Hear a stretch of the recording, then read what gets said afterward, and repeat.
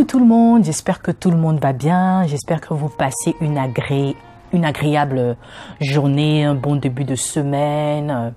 Pour toutes ces personnes-là qui sont rentrées dans le mois de mai, déçues, désemparés parce qu'ils se disent en fait que oui, on est déjà au 5e mois de l'année, rien n'est encore changé dans ma vie, ce que Dieu m'a promis, je ne vois pas encore les promesses de Dieu dans ma vie.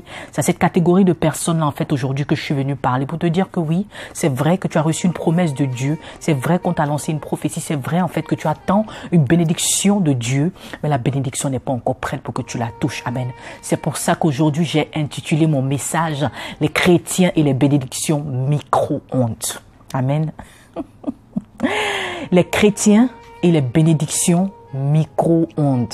Oui, beaucoup de personnes, y compris moi-même, on est tellement pressé en fait de recevoir les promesses, on est tellement pressé en fait de recevoir ce que Dieu nous a promis. Vous comprenez les promesses, comme on dit en fait, le pays où regorge le lait, le miel, Seigneur, vraiment, tu m'as dit que je serai élevé, Seigneur, tu m'as dit que je serai prospère, Seigneur, oui, tu m'as dit, en fait, que j'aurai un enfant, tu m'as dit que je vais me marier, tu m'as dit que je vais impacter les nations, tu m'as dit, oui, Seigneur, que j'aurai une maison cette année, tu m'as dit, Seigneur, que oui, j'aurai un travail, une promotion, oui, et tout ça, on les veut maintenant.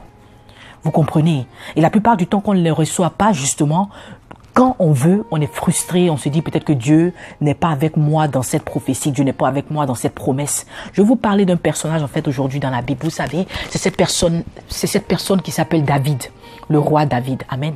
La Bible me relate en fait que lorsque David a été oint, il a été oint très tôt. Très jeune. Il était encore berger, il surveillait encore les moutons de son père. Quand Dieu a demandé à Samuel, amen, excusez-moi, d'aller oindre David qui était le fils de Jesse.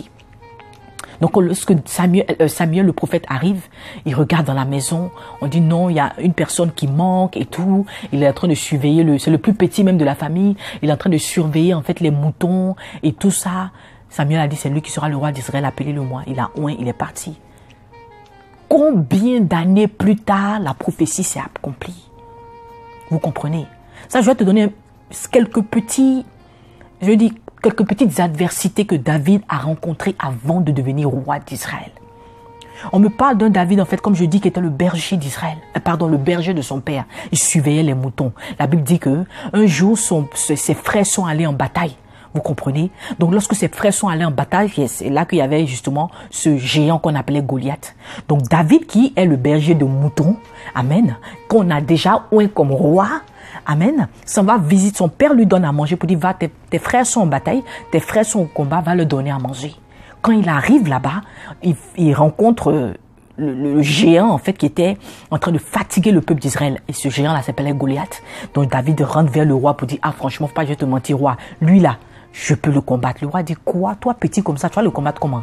Il dit, oui, le Dieu que je prie, il m'a aidé à déchirer la bouche des lions, des ours qui essayaient d'attaquer mon troupeau quand j'étais derrière là-bas en train d'être berger. Donc, je pense que il peut pas, ce Goliath-là, insulter mon Dieu, puis moi, je vais le regarder. Saül lui a donné une armure, là, vous savez, les trucs comme dans les films, là, une armure en fer et tout, pour lui dire, bon, ok, prends cette armure-là, c'est mon armure, moment de combat, va combattre. David dit, pas, je vais te mentir, hein. Je suis même pas à l'aise à ça.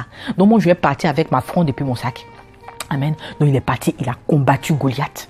Il a battu Goliath. Tout le monde connaît l'histoire de David. Il a battu Goliath. Mais je te parle de qui? Je te parle de quelqu'un sur qui une promesse était établie. Quelqu'un sur qui, en fait, on avait dit oui, tu seras roi d'Israël. Est-ce qu'un roi a besoin de se battre? Non. Mais c'est pour te dire que oui. Vous savez, avant que la promesse tu la touches, avant que la bénédiction tu la touches, en fait, il y a des combats, il y a des batailles à mener d'abord. Pourquoi? Pas parce que Dieu veut que oui, tu souffres. Pas parce que Dieu veut que tu aies le rejet. Pas parce que Dieu veut en fait que tu aies des breakdowns. Pas parce que Dieu veut en fait que oui, tu souffres, que tu pleures, que tu aies en fait de l'amertume, de la tristesse, de l'angoisse. Je veux dire, des rejets. Parce que dans les relations amoureuses, dans les relations amicales, dans les relations professionnelles, on en rencontre tous les jours. C'est pas parce que Dieu a dit cette promesse sur ta vie qu'il n'y aura pas des combats combats que tu dois mener. Pour que David arrive là où il est devenu roi d'Israël, là, je vais te donner les combats qu'il a menés. Comme je te dis encore, il a mené ce combat-là qu'on appelait le combat avec Goliath, qu'il a remporté. Mais quand il a fini là, le même Saül qui était content parce qu'il a battu Goliath, Saül maintenant est devenu son ennemi. Pourquoi? Parce que quand il a fini de battre Goliath, qu'est-ce qui s'est passé? Les femmes maintenant de la ville ont dit, oh, David a commencé à tuer, Saül a tué 1000, David a tué 10 000, oh, Saül a tué 1000. David, donc la jalousie maintenant a commencé à remplir le cœur de Saül. Vous comprenez? Sur ton chemin de ta gloire, sur ton chemin de bénédiction, tu vas rencontrer des batailles, tu vas rencontrer des combats, tu vas rencontrer des jalousies. Mais tout ça, c'est pour former ton caractère. Tu sais, Dieu dit, avant que nous-mêmes, on veut demander quelque chose à Dieu, lui-même, il sait déjà la parole que tu veux faire sortir. Tu comprends? Donc Dieu sait tout, il voit tout et il peut tout. Cette prophétie qui a été lancée sur ta vie, cette promesse, cette bénédiction qui est appelée à venir sur ta vie est sur le point de venir. Amen. Je vais te donner un exemple qui est vraiment très réalistique et tout. C'est-à-dire, je donne un exemple. Tu vas au supermarché, d'accord? Tu payes la nourriture, le poulet surgelé. Tu le viens, tu le mets au micro-ondes, d'accord? Et puis, tu le manges. C'est vrai, il aura un goût, d'accord? Il aura un goût, ça, je ne vais pas te mentir, il aura un goût. Mais quand tu prends ton poulet, que tu payes ton poulet au supermarché, que tu l'assaisonnes, amen. Quand tu finis d'assaisonner ton poulet, tu le gardes peut-être, je dis par exemple, pendant 30 ou 45 minutes pour que l'assaisonnement rentre bien dedans. Amen. Tu finis, tu le mets au four encore pendant au moins 1 heure ou 2 heures de temps. Quand le poulet sort, le goût même que toi-même tu manges, le goût que toi-même tu reçois, l'assaisonnement est déjà bien rentré dedans. Je veux dire, Dieu prend son temps. Parce que vous savez, la plupart du temps, lorsque nos bénédictions viennent avant le temps, on est appelé en fait à négliger ces bénédictions-là. Vous comprenez? On est très à l'aise en fait à ne pas chérir nos bénédictions. Pourquoi? Parce que tout est venu comme ça. Tu n'as pas souffert pour avoir. Je suis pas en train de te dire en fait que aussi toutes tes bénédictions tu dois avoir souffert pour avoir. Mais je suis en train de te dire il y a certains niveaux où tu dois arriver. Il y a certaines bénédictions que tu dois avoir. Il y a certaines promesses que tu dois avoir dans ta vie en fait. Tu es obligé de passer par quelque chose d'abord. Tu es obligé de passer par des tribulations. Tu es obligé de passer par des difficultés pour que lorsque cette bénédiction là s'arrête devant toi. Regardez les personnes qui sont riches aujourd'hui. Ils sont passés par beaucoup de tribulations. Ils ont connu la galère. Donc aujourd'hui là ils sont très. Tu vas les voir, ils sont beaucoup humbles parce qu'ils savent d'où ils viennent. Il y a ces filles-là, par exemple, qui sont mariées aujourd'hui, qui vraiment, comme je dis, aiment leur mari, chérissent leur mari, ils attrapent leur mari, font comme ça, parce qu'elles ont galéré avant de se marier. Il y a des femmes qui n'ont pas eu d'enfant très tôt, donc elles ont eu l'enfant, là, elles chérissent l'enfant. Non, mais tu te dis, elle gâte l'enfant, mais tu ne sais pas d'où elle vient. Il y a cette personne-là, quand il n'a pas eu de boulot, peut-être pendant 6 ans, il cherchait, tu comprends, aujourd'hui, il a eu ce boulot. Quand tu lui dis, mais il n'a qu'à tirer son boulot, il n'a qu'à aller en retard, il te dit, je ne peux pas. Il dit, tu ne sais pas comment j'ai fait pour chercher ce boulot. Je ne peux pas tirer mon boulot. Je ne peux pas laisser mon boulot et puis aller me promener. Je ne peux pas. Parce que la personne sait d'où elle vient. Mais pour finir le récit de David, en fait, lorsque David maintenant devient l'ennemi de Saül, amen, la jalousie commence à remplir le cœur de Saül et tout. Donc Saül maintenant cherche à faire tuer David. Amen. Je te parle de quelqu'un qui était appelé à être le roi d'Israël. Il y a tous les combats par lesquels il est en train de passer. Moi, j'ai posé la question à Dieu, mais Seigneur, pourquoi tu l'as envoyé là-bas? Est-ce qu'il était derrière en train de faire ses moutons là-bas? Il t'a demandé? Il t'a pas dit de devenir roi d'Israël? Pourquoi est-ce que tu es obligé de faire passer les gens par des difficultés comme ça pour des choses que toi-même tu nous as promis? Et c'est comme ça qu'il m'a répondu, Audrey. Si je te donne trop aisément ce que tu me demandes, tu ne vas pas pouvoir prendre bien soin de la bénédiction. De peur de pouvoir la gâcher. C'est pour ça que tu passes par des tribulations souvent. Tu passes par des choses qu'on appelle difficultés. C'est pour ça que tu passes par des choses qu'on appelle épreuves. Pour que tu puisses prendre soin de cette bénédiction-là. Alors, lorsque Saül, en fait, pour revenir à mon récit encore, lorsque Saül poursuit David et tout ça, Dieu continue quand même, malgré l'adversité, malgré les épreuves, à donner la victoire à David sur Saül. Tu comprends? Après, Saül meurt. Mais lorsque Saül meurt, David qui pensait que maintenant, ok, mon plus grand ennemi est mort, je peux enfin prendre mon titre de roi, c'est pas fini. Il a son aide de camp qui s'appelait à l'époque Abner. Donc Abner, qui s'en va prendre un des fils de Saül pour le oindre comme roi. C'est-à-dire que mon affaire n'est pas encore finie.